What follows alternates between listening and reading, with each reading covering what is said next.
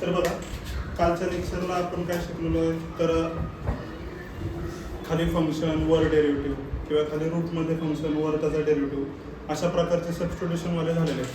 परत पहिल्या एक्सरसाइजमध्ये एक महत्त्वाचा आपला टॉपिक झाला, जर वरती सुद्धा एक लिनियर फंक्शन आहे ax plus b c x plus d, किंवा वरती ax प्लस बी आणि खाली रूटमध्ये आहे, तर त्यावेळेस आपण काय केलं बरं, हा फॉर्म्युला वापरला होता, numerator equals to a into denominator plus B.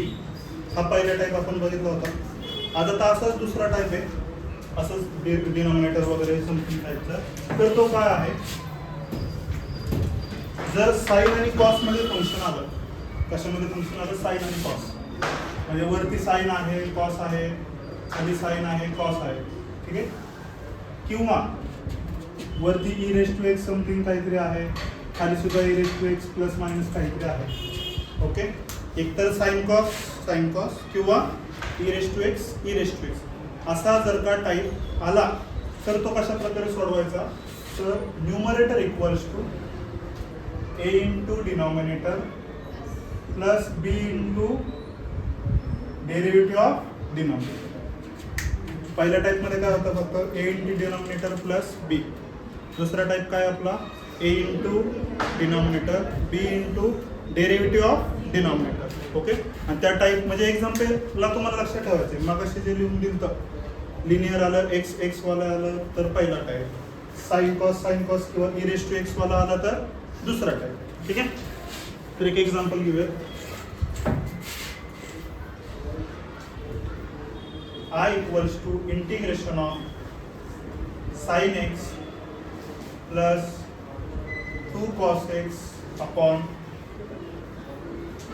3 sin x plus 4 cos x with respect to x. Okay, आता इथं दिसतंय बघा, साइन कॉस दोन्हीकडे आहे.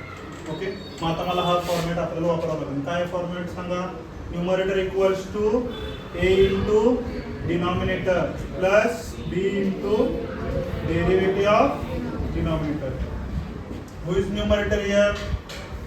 Sin x plus 2 cos x. बोला.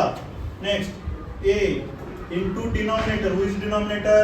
3 sin x plus 4 cos x plus b into derivative. Direct सांगा derivative.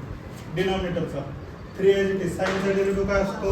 cos plus 4 cos minus 4 sin x. Okay, आता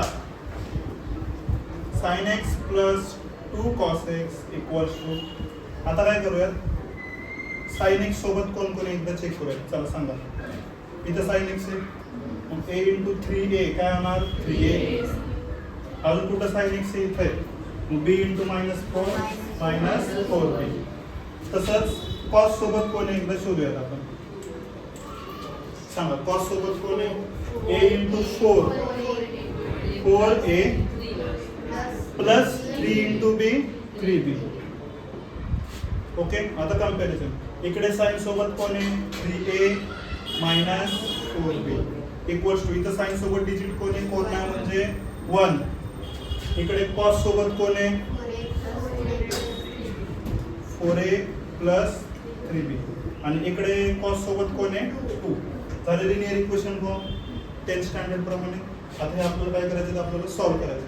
कशा प्रकारे सॉल्व्ह करणं सांगा, रफ कॅल्क्युलेशन करायची. एवढं म्हणजे तुम्हाला एक्झामला असं दाखवायचं नाहीये की मी ऍडिशन केली, सबट्रॅक्शन, डायरेक्ट आपण रफ करूयात. इथं 4a इथं 3, दोन्हीकडे 12 आणूया. इथं 12 आणण्यासाठी कितीने मल्टिप्लाय करावं लागेल, 3 ने. 3 3 चा काय होईल, 9. इथं 12 आणण्यासाठी 4 ने, 4 4 चा 16, आणि दोघांचे ऍडिशन किती, 25a. इथं 3 ने मल्टिप्लाय केल्यावर 3 4 2 चा 9, हे किती आलं, 9/25. कळतंय का, 9 कसं काय, 8 and 3 11 ना, 11/25, and put 11/25 in equation 2.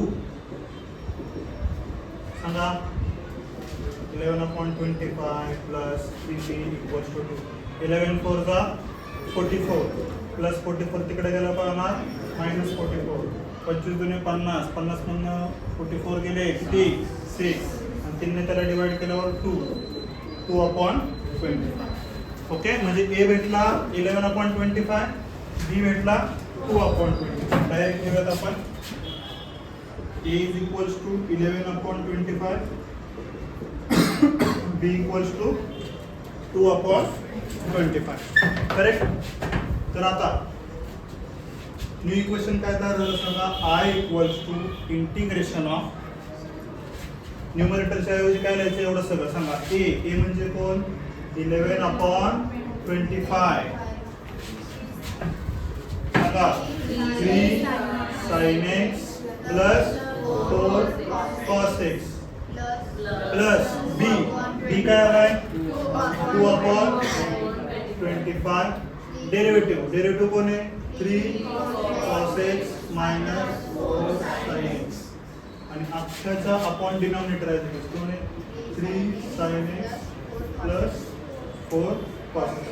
Check करा आपलं उत्तर बरोबर आहे का. वरच्यावर बघा 11 3 चा काय होणार 33 आणि 2 4 जा 8. 33 मधून 8 गेले किती 25. 25/25 1 आलं का. साइनची व्हॅल्यू साइन सोबत कोण आहे 1 आहे. नंतर 11 4 जा 44, 3 2 जा 6, 44 आणि 6 50. 50 डिवाइडेड बाय 25 केल्यावर 2 आला कॉस सोबत 2. म्हणजे आपला आन्सर करेक्ट आहे. आपण फक्त थोडीशी काय केली ऍडजस्टमेंट केली. ओके, चला आता जर मी हा डिनॉमिनेटर दोघांनाही दिला तर पहिल्याला दिल्यावर डायरेक्ट काय ब्रॅकेटला ब्रॅकेट कॅन्सल. काय राहिलं फक्त 11/25 प्लस दुसऱ्याला जर दिला तर 2/25 आहे दिस आवरचा 3 cos x minus 4 sin x 3 sin x plus 4 cos x with respect to x. आता इंटिग्रेशन I equals to 11/25 इथं कोण आहे का x वगैरे कोण नाही म्हणजे याचं इंटिग्रेशन काय असणार 11/25 x 2/25 ॲज इट इज. खाली फंक्शन आणि वर तर ऍडजस्टमेंटच कशी आहे ना डेरिव्हेटिव्ह ऑफ डिनॉमिनेटर. खाली फंक्शन वर त्याचं डेरिव्हेटिव्ह. आन्सर काय असते लॉग ऑफ फंक्शन प्लस इथं मेन्शन करूयात आपण इंटिग्रेशन खाली फंक्शन आणि वर त्याचं डेरिव्हेटिव्ह. उत्तर काय असणार लॉग ऑफ फंक्शन. ओके, हे झालं आपलं फायनल. म्हणजे हा नवीन टाईप आहे आपला. काय हा नवीन टाईप साइन कॉस किंवा e⁻x. जर काय एक्झाम्पल आलं तर सेम पॅटर्नने जायचं. का बरं हे असंच असेल कारण माहिती आहे की साइनचा कॉस कॉसचा साइन डेरिव्हेटिव्ह हे तेच तिथल्या तिथं फिरत राहतात. e⁻x चा डेरिव्हेटिव्ह सुद्धा e⁻x असतो. नवीन कोण येत नाही.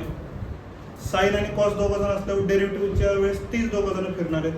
e⁻x ला सुद्धा e⁻x येणार. त्यामुळं हा फॉर्मॅट असं काहीतरी लॉजिक लावून लक्षात ठेवा. ठीक आहे.